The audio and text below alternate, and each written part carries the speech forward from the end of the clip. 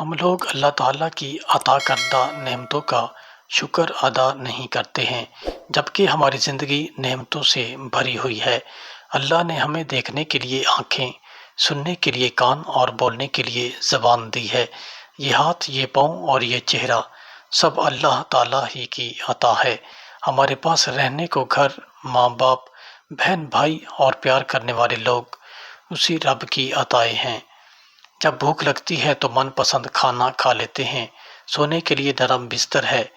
غرض ہمارے رب نے ہمیں اتنا کچھ عطا کیا ہے، کیا ہم اپنے رب کی نعمتوں کا شمار کر سکتے ہیں؟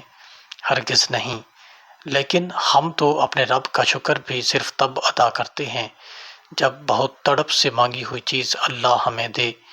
ایک اساتذہ نے اپنے اسٹوڈنٹس کو شکر اور ناشکری کے فرق کو بہت متاثر کن مثال سے سمجھایا کہ مثال کے طور پر آپ کی دوست آپ کے گھر دال بنا کر بھیجتی ہے اور آپ نے فون کر کے اس کی دال کی بہت تعریف کی اور کہا کہ آپ نے بہت مزیدار دال بنا کر بھیجی تھی، تو جب اگلی دفعہ آپ کی دوست دال بنائے گی تو پہلے سے زیادہ آپ کو بھیجے گی، کیونکہ آپ نے اس کی بنائی ہوئی دال کی تعریف کی تھی۔ آپ کی دوسری دوست محبت، پیار اور خلوص نیت سے آپ کے گھر بریانی بنا کر بھیجتی ہے، لیکن آپ بریانی میں نقص نکالتے ہیں کہ چاول بہت ٹوٹ گئے، مزہ نہیں آیا، گھر والوں کو بالکل بھی اچھی نہیں لگی۔ اب بتائیے، کیا اگلی دفعہ آپ کی دوست آپ کو دوبارہ بریانی بنا کر بھیجے گی؟ کبھی بھی نہیں۔ یہ تھی ناشکری کی مثال۔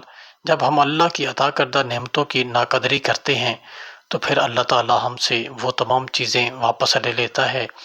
اس کے برعکس اگر ہم اللہ کی عطا کردہ نعمتوں پر اپنے رب کا شکر ادا کرتے ہیں تو پھر اللہ تعالیٰ ہم سے خوش ہو کر نعمتوں میں اضافہ کرتا جاتا ہے۔